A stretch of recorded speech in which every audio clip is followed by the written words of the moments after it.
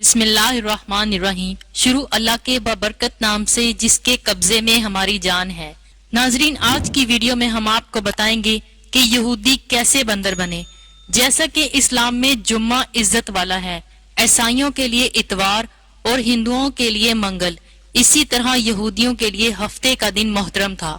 मगर फर्क इतना है कि इस्लाम में सिर्फ उन लोगों पर जिन पर जुम्मा की नमाज फर्ज है, जुम्मा की पहली अजान से खत्म नमाज तक वो दुनियावी कारोबार करना हराम है जो नमाज में दखल अंदाज हों।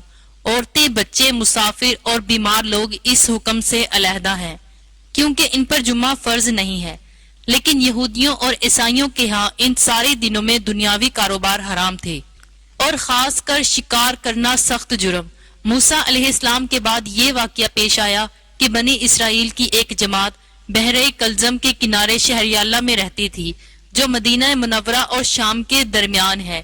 ये लोग मछली के बहुत शौकीन थे।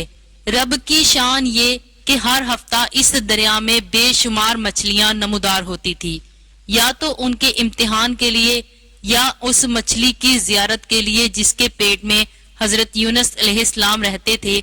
बाकी दिनों में सब मछलियां गायब हो जाती थी। इनके मुंह में पानी भर आया और सोचने लगे कि किसी तदबीर से इनका शिकार करना चाहिए जिससे शिकार भी हो जाए और हफ्ते के दिन की बेहुरमती भी ना हो। आखिर इन अक्लमंदों ने ये हिला सोचा कि दरिया के इर्द गिर्द बहुत से गहरे गार खोद दिए जाएं और दरिया से इन गार तक नालियां बना दें। जुम्मा की शाम इन नालियों का मुंह खोल देते थे कि पानी के साथ मछलियां इन गढ़ों में आ जाएंगी और इतवार के दिन इन गढ़ों से पकड़ लेते थे और कहते थे कि हम हफ्ता को शिकार नहीं करते। उन्होंने वो मछलियां खूब खाई और फरोख्त की जिससे ये बड़े मालदार हो गए। 40 या 70 साल तक इनका ये अमल रहा। ये लोग कुल 70,000 थे। इनकी 3 जमातें बन गई, एक तो शिकार करने वाले की, दूसरी इनसे मना करने वालों की और तीसरे खामोश रहने वालों की। ये लोग कुल 12,000 थे। बाकी सब शिकारी। जब शिकारियों ने इनकी नसीहत न मानी तो उन्होंने अपने और इनके दरमियान एक दीवार बनाकर शहर के 2 हिस्से बना दिए और कहा कि हम इनके साथ ना रहेंगे कि हम पर अजाब ना आ जाए। यहाँ तक कि वो दाऊद अलैहिस्सलाम का जमाना आ गया। आपने इनको शिकार करने से मना किया और फरमाया कि ए बेवकूफो, कैद करना ही तो शिकार है। जैसे कोई हिरन को जाल में फांस ले, इसने शिकार कर लिया। खाए या ना खाए, और खाए तो आज ही खाए या कभी दूसरे वक्त। गर्ज ये कि हफ्ता के दिन तुम्हें शिकार की ममानत है, ना कि फकत हाथ में पकड़ने की या खाने की। इससे बाज आ जाओ वरना अजाब में गिरफ्तार हो जाओगे। शिकारियों ने कहा कि हम तो बहुत अरसा से ये काम कर रहे हैं, अगर ये बुरा होता तो अब तक हमको अमन क्यों मिलती। तब दाऊद अलैहिस्सलाम ने ये दुआ फरमाई कि जिससे रब का गजब आ गया और रात में ये सब के सब बंदर बन गए। या जवान लोग बंदर और बूढ़े लोग सूर बना दिए गए।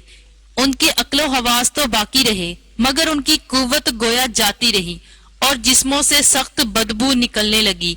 सुबह के वक्त उस मोहल्ले के लोगों ने देखा कि ना तो इस मोहल्ला से कोई आदमी आता है और ना कोई आवाज, ना कोई धुआं वगैरह निकलता है।